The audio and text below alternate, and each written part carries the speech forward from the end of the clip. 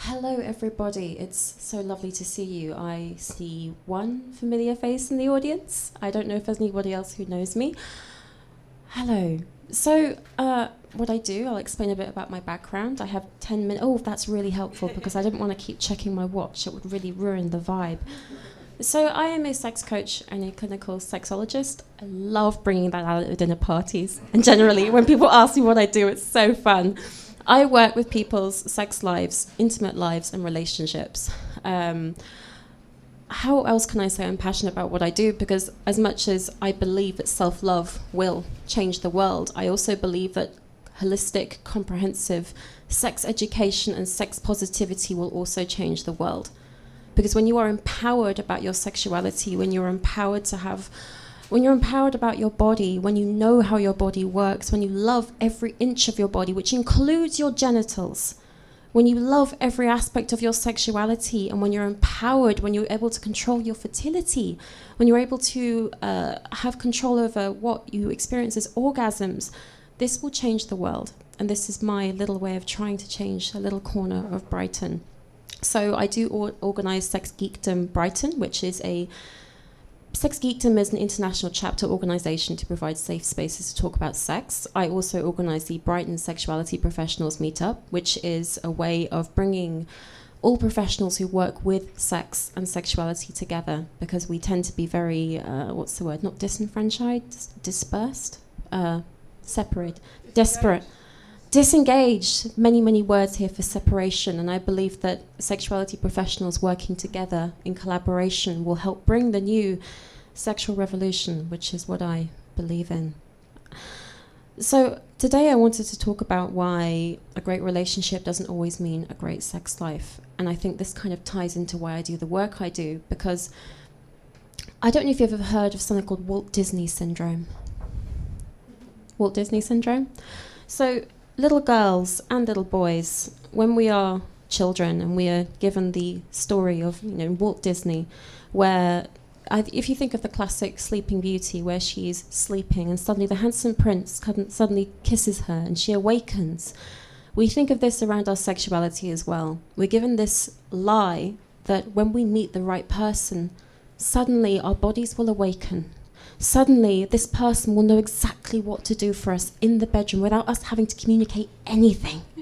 It's a miracle. There will be a mind reader. Suddenly, the chemistry will be off the wall. Suddenly, the sex will be so amazing and frantic. And this is probably also the fault of Cosmopolitan magazine as well.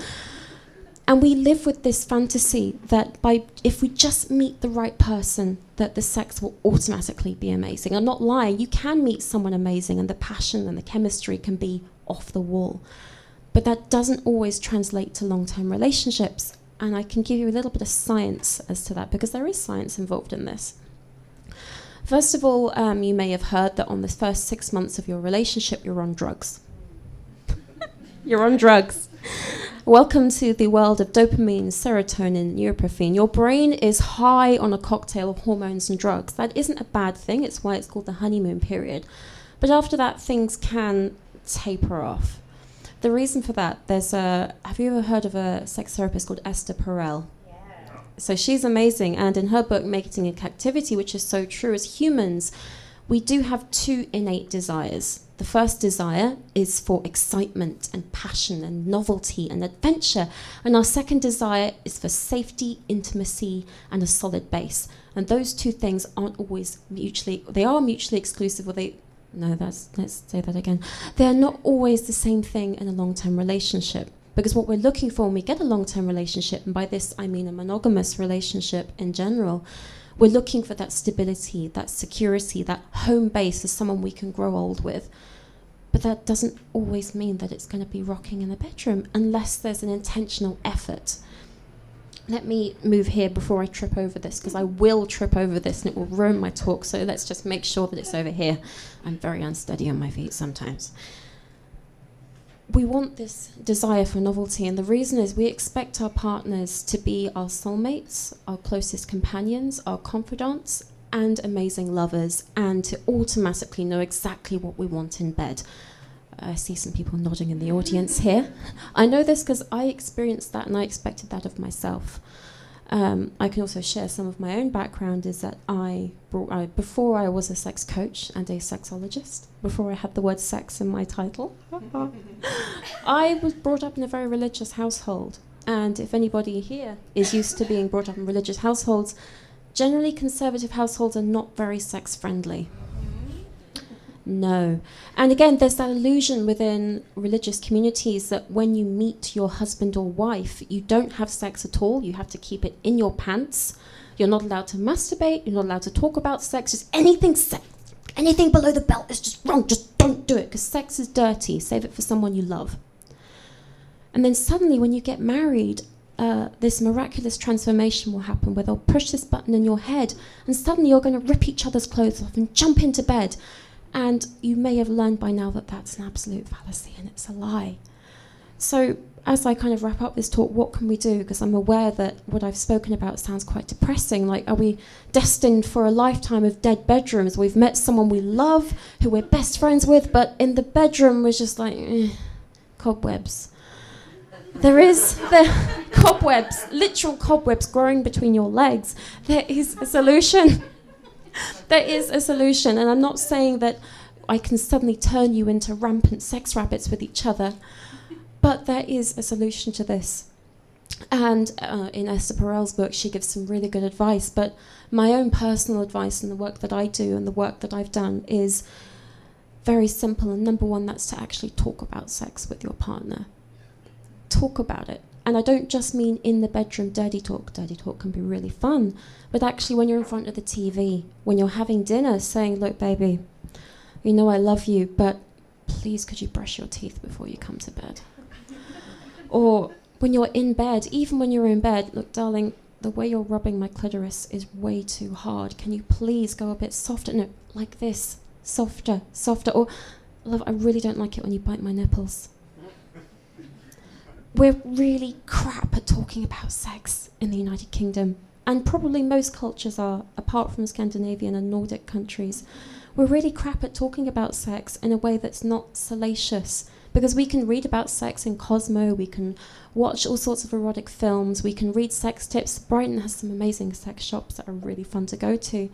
But when it comes to being with someone we love and our partner, do we feel comfortable actually talking about sex with them? There's a shame there. And I think we all carry a sexual shame, whether we're aware of it or not. We're ashamed of our sexualities, we're ashamed of our bodies, we're ashamed of this lusty, primal, animalistic part of ourselves, which is why sometimes people feel embarrassed and ashamed to be sexual with someone they love. They may feel comfortable being sexual with a complete stranger, but with someone they love and care about, there's a fear, like, am I objectifying them? Am I making them a bad person? Am I going to turn into a rapist? There's a real fear, and there's a big disconnect that we have between our hearts and our sexualities. And this is why in long-term relationships, when we really love and care about someone, when we have that commitment, when we have that attachment to that person, there's a fear of breaching the gap between, I want to be more sexual with you. So talking about sex, talking about what we like, talking about what we don't like, talking about our genitals with the real language. Using any language you're comfortable with, actually talking openly about our genitals. And also touching. So, and Tara was I'm very inspired by your talk on self-love, because this also applies to the bedroom. How often do we touch each other? And I don't mean touch as in, pat on the backside or a pat on the head.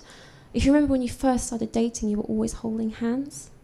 Do you still do that now? Are you still doing that 5 months, 6 months, a year, 2 years, 5 years into the relationship? Are you holding hands? Are you giving each other touch just for the sake of touch, like a foot rub, a caress on the hand? Many people who are struggling in the bedroom, it's because they've stopped touching unless they want sex. Kind of the hand coming over the shoulder. In the bed, oh crap, he wants sex again. I'm aware that I have 38 seconds left and I've got to wrap this up. I'm going to wrap this up. Try and wrap this up. There is hope for sex and long-term relationships. It doesn't have to dry up, but it will change. Our sex drives change, our desires change, and know that you may not be at it like rabbits, like when you first started dating, but it doesn't mean that the sex has to stop or that it's hopeless for you. So I'm going to stop now. And thank you very much for having me here. I've got some flyers at the back. I work privately in Brighton and also Eastbourne and Skype with individuals and couples. I also do some really raucous hen nights, which is a night with a sex coach and clinical sexologist, which is helping you, setting you up for the best marriage you can, to have a marriage full of passion, desire and intimacy.